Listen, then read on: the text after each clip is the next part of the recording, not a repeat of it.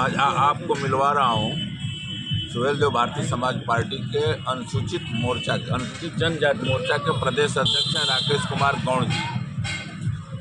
ये हम लोगों का सौभाग्य है कि कासमाबाद में पधारे हैं। शिव कुमार यादव इनके साथ में है। तो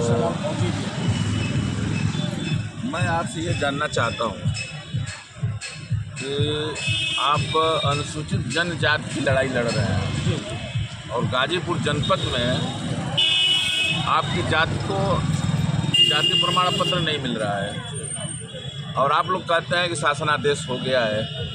क्या मतलब ये मामला है कि अधिकारी आपका बना नहीं रहा है? आप लोग कहते हैं शासनादेश हो गया, कहाँ अटका है? अटका कहीं कुछ नहीं है। सबसे बड़ी चीज़ है कि देखिए ये मुद्दा जो है, मैं सुहेलदेव भारतीय समाज पार्टी का एक सदस्य एक छोटा पकड़ है।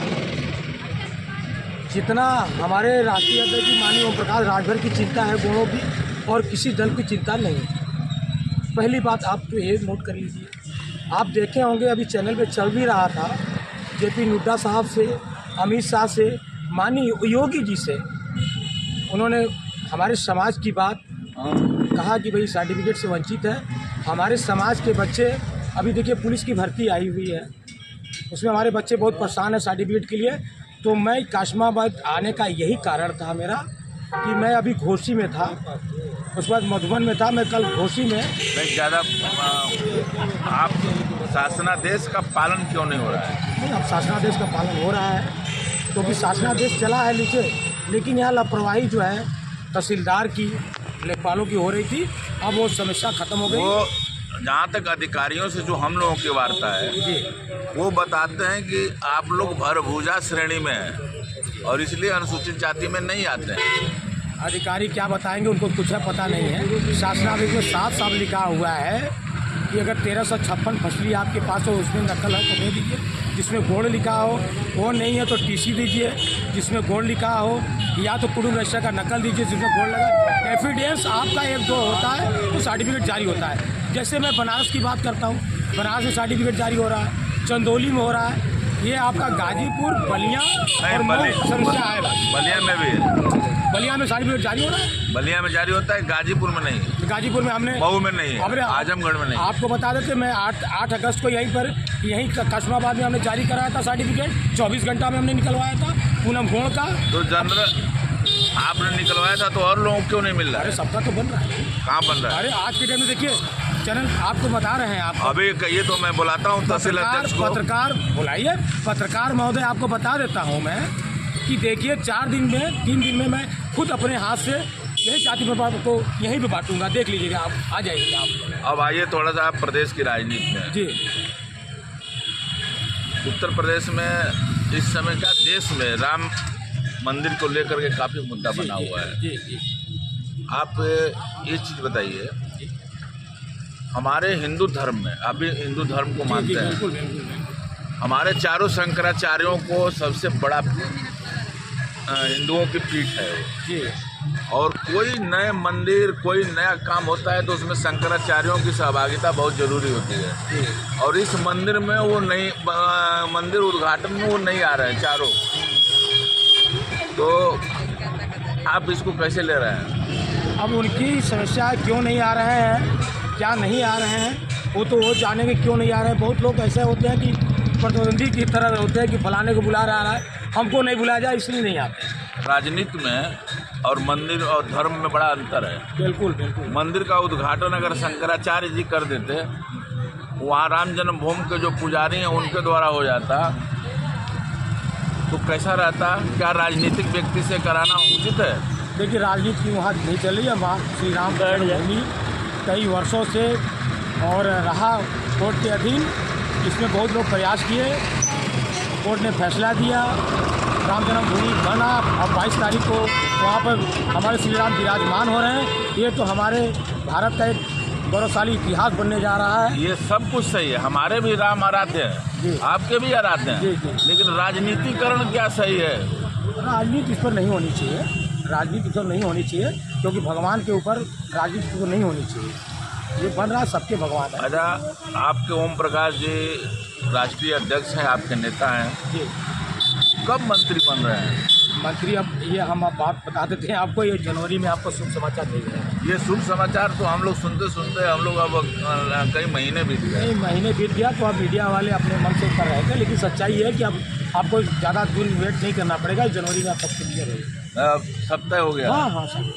अच्छा, दूसरा चीज़, अखिलेश से 36 का आंकड़ा किसे बन गया? 36 की आंकड़ा हमारे कोई किसी से नहीं होता। आपके नेताजी मुख्यमंत्री जी को मंदिर में घंटा बजाने के लिए भेज रहे थे, सन्यासी का क्या क्या नहीं कहे हैं, और फिर उसी मुख्यमंत्री के यहाँ उसी योगी के यहाँ पहुँच गए। उसका जवाब देता हूँ, ये पूर्वांचल जो हमारा है, पूर्वांचल में बिना ओम प्रकाश राजभर का चाहे कोई भी पार्टी हो, एक पत्ता हिलने वाला नहीं है बिना ओम प्रकाश राजभर के चहते से लेकर के।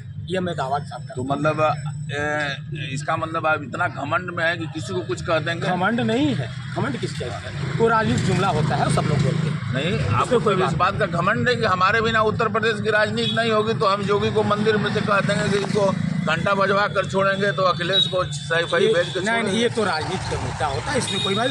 राजनीति में कुछ भी स्टेज पे बोलने होता है, वोट के चक्कर में कि बोलेंगे तो वोट मिल जाएगा, ये सब राजनीति का है, ये तो जुमला बात होती है, राजनीति को जुमले की बात होती है। तो ये मतलब ये जो जनता है ये जुमलों पर चल रही है? नहीं, जुमलों पर नहीं चल रही है। राजनीति की बाणें जो तर्कस से निकलती है, उसमें चुनाव के मुद्दे होते हैं, इसे छोड़ा जाता है कि हमारे तरफ वोटर का रुझान हो जाए। हमारी आप लोगों की बातचीत हो रही थी तो लगा कि आप समाजवादी पार्टी के राष्ट्रीय अध्यक्ष अखिलेश यादव जी से काफ़ी करीबी है। करीबी नहीं, हम तो 22 में करीबी थे, ऐसे बैठ के आप जैसे बैठे थे ऐसे हमारा माननीय अखिलेश जी से बात होती थी।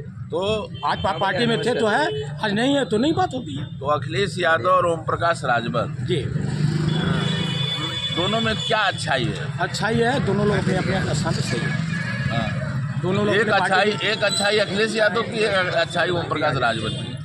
अच्छाई एक बात है कि हमारे समाज की बात मैं करता हूँ, एक अच्छाई है यही है कि हम जब 22 में गठबंधन किए थे, गोड़वाना गणतंत्र पार्टी गठबंधन किया था, तो ये लोग की हैसियत नहीं कि गौड़ समाज के बात सदन में उठावे। अच्छाई यही है कि गरीबों की आवाज़ माननीय ओम प्रकाश राजभर उठाते हैं, जैसे हमारे समाज के सदन में उठाए। JP नड्डा से बात किए, साहब से बात किए, अमित शाह से बात किए, योगी से बात किए। आज इसका परिणाम है कि हमारे पूर्वांचल में सभी जगह पे सर्टिफिकेट बनना धीरे धीरे स्टार्ट हो गया। आप योगी सरकार के और केंद्र सरकार के कार्यों से प्रसन्नचित हैं? बिल्कुल, विकास चारों तरफ दिखाई दे रहा बिल्कुल दिख रहा है। एक चीज़ मैं ये जानना चाहता हूँ कि आपके राष्ट्रीय अध्यक्ष जी का ये निर्वाचन क्षेत्र है। बिल्कुल, हाँ हाँ। और उनका ये दूसरा कार्यकाल है यहाँ से जी।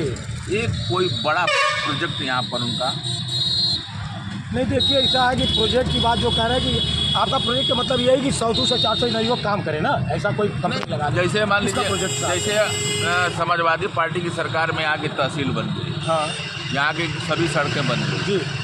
कुछ इस तरह का काम ओम प्रकाश जी के द्वारा, जैसे उस बार भी जब आए तो सत्ता में आए, जी जी, हाँ। और इधर 6-7 महीना से भी सत्ता में ही है। हाँ बिल्कुल है। तो मैं थोड़ा सा बीच का कार्यकाल को हटा देता हूँ, तो जहुराबाद के लिए ओम प्रकाश जी का कोई ऐसा प्रोजेक्ट जो आपको याददाश्त हो? जैसा प्रोजेक्ट क्या है, गांव है, गरीब है, रोड है, सड़क है, पानी है, यही ना प्रोजेक्ट में आपको चाहिए, लाइट है, बिजली है, यही नहीं चाहिए। ये तो हमारे राष्ट्रीय अध्यक्ष कर ही रहा है। कोई एक तरह की समस्या हो तो उनको मैं अवगत करा दूँ कि समस्या ये है, पत्रकार महोदय वहाँ जाकर पूछे, हमने कहा कि नहीं समस्या तो बता दें, आप बता दीजिए, हम उनसे कह देंगे जो समस्या हल हो जाएगा। नहीं, समस्या तो यह है कि तहसील 2016 चल रही है, भवन ही नहीं है।